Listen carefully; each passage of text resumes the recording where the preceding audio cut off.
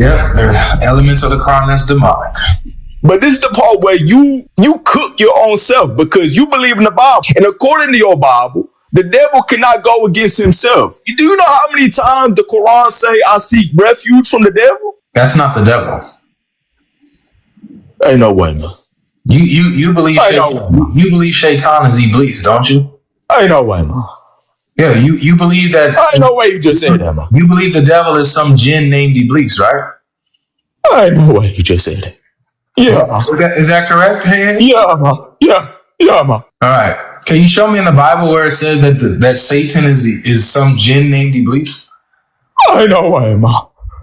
Ain't no way, man. Hey, man, have a nice day, man. Ain't no way, man. Take care. Hey, man, I got a quick question for you, man. What's up? Okay, so when I was a Christian, I didn't really have an opinion on the Quran. So I don't really know. Even when I do my paradigm shifting, I don't have an opinion because I don't really even know. I don't even think I knew the Quran existed when I was a Christian. So, but according to your Christian paradigm, who do you think wrote the Quran? Dude, I have no idea. But if you were to make an assumption, like your best educated guess, who do you think wrote the Quran? I would think that maybe some people had got together and wrote the Quran, man. Okay, let me ask you this. Let me just be more specific. Do you think the devil wrote the Quran? No, I don't think the devil wrote the Quran. So do you think, do you 100% disagree with the Christians that claim the Quran's from the devil? Or how about this? Let me word it to you like this. Do you even give a 1% chance that the Quran could have possibly been written by the devil? I don't think that the Quran is written by any spiritual figure. Obviously, men wrote it. Or the devil inspired it, whatever you want to say. Yeah. I do believe that there are some elements that are demonically inspired. Okay, good. So this is why I'm about to cook you then. That there are elements that are okay, I hear what you're saying. So now I'm about to cook you then. So can you repeat what I said so I make sure you're right? You think there's some elements in the Quran that was inspired by the devil? That are demonic, yeah. Yeah, okay. Do you believe in your paradigm the Bible take you to heaven? If you follow the Bible, you gonna go to heaven? Yeah, I do. Okay, so if we follow your logic, I'm gonna say this slowly, I'm gonna hold your hand for you. Use your logic. All right? I'm gonna hold your hand when I tell you this. So according to you believe if you follow the Bible, it's gonna take you to heaven in your Christian paradigm, right? Yeah. So if you keep claiming with this ridiculous argument that the Quran confirms the Bible, you basically saying the devil telling the people to go run back to the Bible that could take them to heaven? Well, I like this that you're trying to use Hamza's argument. Yeah, there you go. Yeah. So, like I said, I don't believe that everything in the Quran is inspired by the devil. I believe there are some elements of it that are. I believe the other parts are man-made. You can clearly see that Muhammad wanted the people to believe in him as a prophet, so he appealed to their scriptures.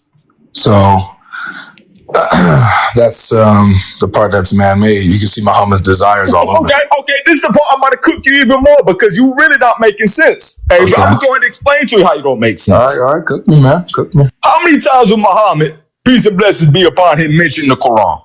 How many times? How many times what? How many times was Muhammad by name mentioned in the Quran? 4. 4 times. Yeah.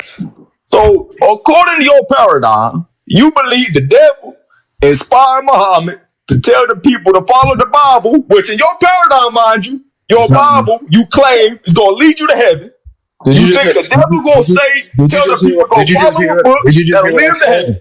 Hold on, let me finish. But you're starting off on a straw man, bro. Nah, my brother, hold on. What did I say to you before you started this? What did I just say to you, bro? You said certain parts of the Quran, right? That's what you said. Right. And so what did I say specifically about the parts of the Quran that confirm the Bible? What did I say about those parts? I don't know what you said.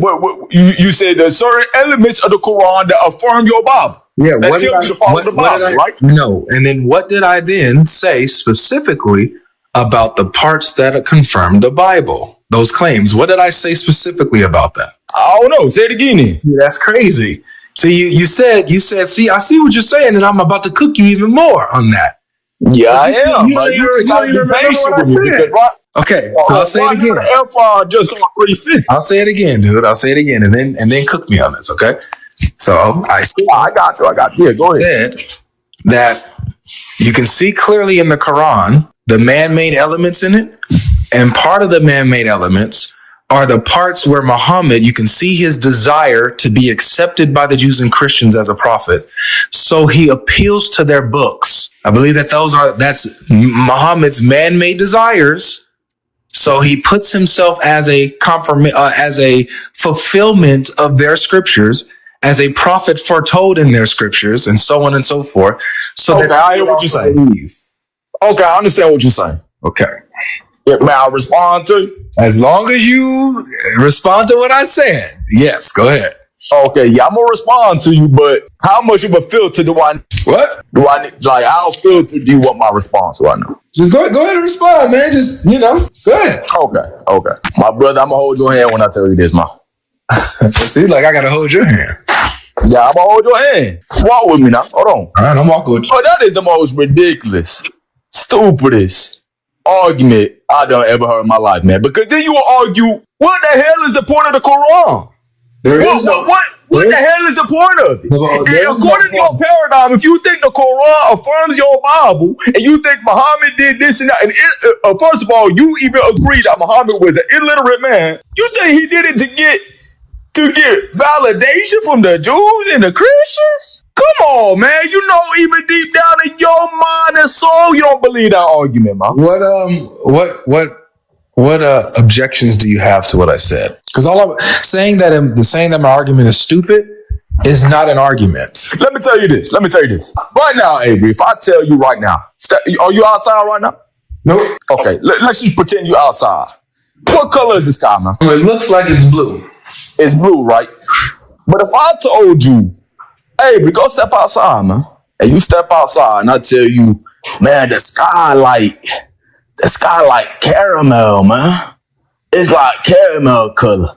The first thing you're going to tell me, man, that's a stupid ass statement. Not every statement needs a rebuttal, man. Some things is just stupid. No, I'm going to say, look outside at the sky. Is that caramel or is that blue? See, I'm going to point you to a reference to show you why what you're saying, to show you why what you're saying is stupid. Okay, let me respond to that. You go ask me that question, but this is the tricky part for you. You gonna stumble across an idiot like you, right? That's gonna say, nah, man, it's caramel, man. It's caramel. Sometimes in everyday life, man, you gonna stumble across people that are so delusional. They just say the most irrational things, and no matter what you say, I'm just waiting on an argument, man. You get what I'm saying? That is the argument, man. You making a claim, though. Hey. So the argument is, Logic, you stupid. I didn't say you stupid, my brother. No, you did. You did. You said you're gonna come across an idiot like you. That's what you said. You called me an idiot. So, okay, yeah. I mean, idiot is not as bad as stupid, though. No, it's the same thing. But so you said you calling me an idiot, calling me stupid. I'm saying that my argument is stupid, but you haven't given me an objection. So. And I know you. But that's where you fail. You think everything you say. I'm about to give you the floor right back. Okay, go ahead. I want you to bring an objection to this idiot. Show me that what I'm saying is illogical, is idiotic. Show me that. Show me that. Don't just tell me that I'm stupid for this. Show me it. What's your objection? Okay, let me show you then. Let me show you. At the end of the day, man, everything you keep saying, that's why I started out the conversation by asking you, because as many times as I listened to you, a couple of your lives a lot of times, and then, obviously I joined your panels a lot, but I was like, you know what? Let me not make an assumption, because I don't think I ever heard Avery make his statement or state his opinion. So I was like, you know what? Hey, don't assume, just ask the brother. Avery, who do you think in your paradigm or just your opinion wrote the Quran? You immediately said, I don't know. That's what you said, right? You said you don't know.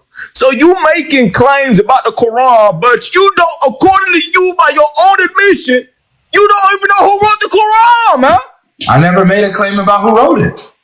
But if you don't know who wrote the Quran, how can you assume what the intention of any of the characters in the Quran is doing? By its contents. Its content shows the intention. So by the contents of the Quran, I can see that the author wanted Muhammad to be accepted by the Jews and Christians. By the contents of the Quran, I can see that that Muhammad had a desire for women because he was able to have as many wives as he wanted, while the other Muslims could only have 4. By the contents of the Quran, I can see that Muhammad wanted power. You have to obey Allah, you have to obey the messenger like you obey Allah. You can't have faith unless you submit to Muhammad with full submission, with no resistance. I see that Muhammad, by the contents of the Quran, wanted money. He got a certain percentage of the war booty that they went out when they went out to pillage villages. He got a large percentage of the money, while others went to the 1% went to Allah, another to Muhammad, and another to his family. Come on, man, that's all going to Okay. So, but let me ask you. I can see the intentions. Oh, here's another thing. I can see that the intentions of the author, that Muhammad didn't want to, seem to come off mean to certain people. So he was too scared to tell people, hey, man, when you come over, eat your meal and just leave. Don't stay here, talk, and ask all these questions. But the Quran says for him, and he just says, Allah told me to say this. Yeah, so I get what you're saying. You feel me? I see where you're coming from. I see where you're coming from. Hold on. So let me respond. So I think the reason I'm asking these questions is because as many times as I heard you, I was like, you know what? What is Avery's stance on the Quran? So with that being said, because I really do try to understand your paradigm. I really do. That's really why I be listening sometimes to you. You know what I mean? I really try to understand where you coming from. But my question is, if we could agree, me and you right now could both agree Muhammad didn't write the Quran, right? Sure.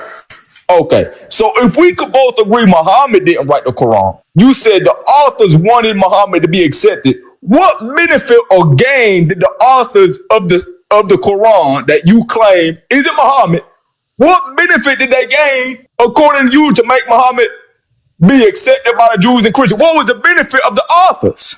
What was that benefit? You have a and then one more thing though, Avery, one more thing. You also got to factor in the Quran was written over 23 years. There's a lot of people that'll do things in this life. They keep at it for maybe like 6 months, 3 months, a year tops, really. But what author you think gonna be committed to writing a book for 23 years? And it's only to benefit Muhammad? You see where I'm coming from, my brother? I'm trying to make you think. Your rationale don't make no sense, my brother. It really don't. Because when you ask yourself the question, at the end of the day, as human beings, we do things for a benefit. We are selfish creatures, man. What benefit did these so-called authors that you don't even know who it is, what benefit did they get out of it for writing a book for 23 years, over a course of 23 years? What benefit did they gain? Go ahead. Easy. You have a figurehead like Muhammad, whom you can use for spiritual manipulation to garner control and have people obey your every whim and follow your desires. It's easy. Power, control, all of that. Sharia law, all of that. All under the guise of Allah said so. Allah said so through the Prophet. Or the Prophet taught this about women, about our desires, about what men can have, what our rights are, yada, yada, yada. All of that. So you think they stayed dedicated for 23 years, right, to do that? Oh, yeah. Okay. And we'll make it. Let me grant you that, right? Let me just go with that. I could say the same thing about your Bible. Matter of fact, there's actually some truth in that regarding the Bible because at the end of the day, it was infiltrated. At the end of the day, man, the day gonna end, man. You get what I'm saying, right? You feel what I'm coming from? Like, that's exactly what I'm trying to tell you. Mm. You see, man, at the end of the day, man, you just really don't make no sense, man. That's really what I'm trying to tell you. Yeah, but you're not telling me how. So I don't think your rationale actually checks out at the end of the day. When you really analyze your rationale, it don't make no sense. That doesn't mean anything to me, hey. The only thing that means something to me is objectively showing that my rationale does not make sense. But why do you think, well, I guess I could word it to you like this. Why do we gotta force to accept arbitrarily your interpretation, your rationale? It's like you just arbitrarily say something, you think, okay, yeah, we must accept this analysis. It don't make no sense, my brother. I'm not even trying to be mean to you. It don't make no sense. Well, I didn't say that. I didn't say to arbitrarily accept what I'm saying. I'm saying to look at the evidence that I present. You know, you asked me about the man-made, features or elements, right? That I think. Well, why do I think that? And I laid out to you a couple of references that shows Muhammad's desires and verses that are inspired by his desires. You know what I'm saying? I gave you some of those examples. You would have to. I mean, I'm saying look at those yourself and make your judgment. You don't got to accept what I say, but don't say that I'm coming, arbitrarily. I'm giving you references. So. I get what you're saying, but at the end of the day, it's like when you really, so there's two things. Like, first of all, your argument regarding the Quran affirms the Bible, which you believe the Bible takes you to heaven. If you follow the Bible, it's going to take you to heaven, which don't make no sense, right? Because essentially you're saying, okay, the Muslims are good because they gotta follow the Bible. So that's the first flaw I see in your argument. And second of all, wait, explain that flaw a little bit more. What's the flaw exactly? Okay, the flaw is this. If you truly believe in your heart that the Quran verse says we affirm, the Quran affirms the Bible, you don't have nothing to stand on unless you follow the Bible, right? Is that what you're saying? Yeah, that's what the Quran says. Then in reality, you should really have no problems with the Muslims. You should be like, oh man, let me finish, my brother. Hold on. Okay. When you look at the Quran, you're like, oh, the Muslims good, man. They're going to paradise because they gotta read the Bible because their scriptures say you gotta affirm the Bible. So you really should have any objections against the Muslims according to your paradigm, according to your conclusion of what that verse say. And then second of all, my objection is that you guys don't. You guys don't read the Bible. You guys say that you guys reject the Bible. That's my beef with y'all. Your Quran tells you to read the Bible and believe in it, but y'all don't. That's my beef with you. Okay. And the second thing is this. This is mainly not for you, but I think you did make the claim. Matter of fact, you did make the claim. So I do got to hold you to it. You said that there's elements of the Quran that's inspired by the devil, correct? Yep. There are elements of the Quran that's demonic. But this is the part where you cook your own self because you believe in the Bible, right? And according to your Bible, the devil cannot go against himself. Do you know how many times the Quran say, I seek refuge from the devil? That's not the devil. Ain't no way, man. You believe you believe Shaitan is Iblis, don't you? Ain't no way, man. Some jinn named Iblis. Well, hold on. Ain't no way, man. Yeah, you believe that. Ain't no way you just said that, man. You believe the devil is some jinn named Iblis, right? Ain't no way you just said that. Yeah. Is that correct? Hey? Yeah, man. Yeah, man. All right. Can you show me in the Bible where it says that Satan is some jinn named Iblis? Ain't no way, man. Ain't no way, man. Have a nice day, man. Ain't no way, man. Take care. Oh man, that dude is funny, man. Ladies and gentlemen, hold on.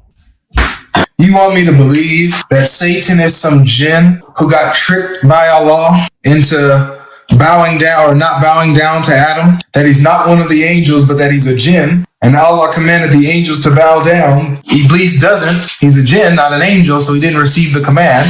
And then Allah punishes him for not bowing down when he didn't even tell him to bow down in the first place. And then sentences him to hellfire. And so as a result, that prompts Satan to now be against humanity and against Allah for the rest of his days. You think that's Satan? I no way, ma. I no way, ma. I no way, ma. I no way, ma. You ain't no way, ma. Ain't no way. Ain't no way, ma. Ain't no way, ma.